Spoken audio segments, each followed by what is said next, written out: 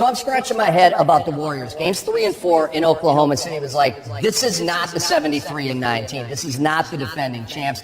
But they look like the 73 and 19 and the defending champs in Game 5. How do they carry that over to Oklahoma City in Game 6? Well, I think they got back to playing with passion, playing defensively, sharing the basketball.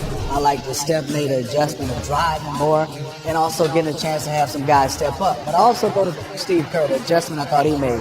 Watching the Golden State Warriors over the last 2 years, they'll go to playing small ball a lot. And then he'll have Iguodala at the 4 and Draymond at the 5. You did not see that one in this last game. In Game 5, they stayed with a traditional forward and a center throughout the entire game. Well, there was the talk, DZ, about Stephen Curry maybe being at 70%. I know you guys don't really want to listen to that or talk about that. What percentage is Steven Adams have? It's been a turned ankle. It's been, a kick here, a kick there. Tell me about Steven Adams this year. Messed up thumb. Very messed up thumb. Gets smacked every game. I was very impressed.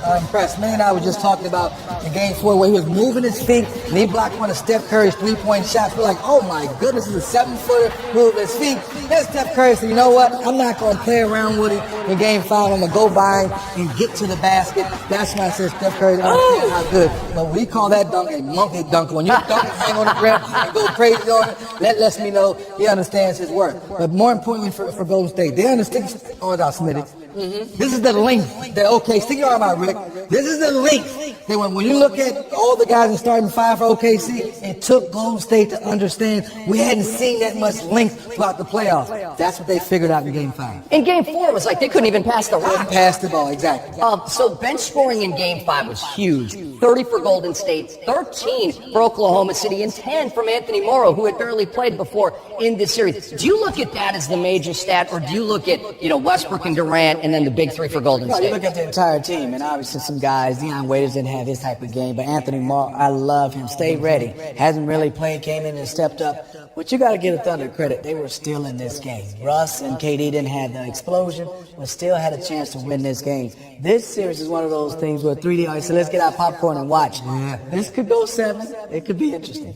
So are we going 7? I want both of you to answer this. Is it going 7? Or do the Thunder win on Saturday night and make it back to the NBA Finals? I'm still stuck with Russell Westbrook figuring out this thing's over.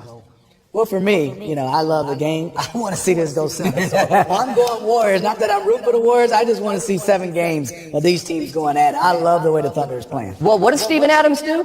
Monkey dunk. Look at it. Watch it. Come on, Mo Buckets. I see you play some D. Man, get out the way. Did he move him? Mouse in the house. I love it. All right, it is a must-see Game 6 in the Western Conference Finals Saturday night at 9 Eastern from OKC only on TNT. If necessary, Game 7 Monday night from Aurora.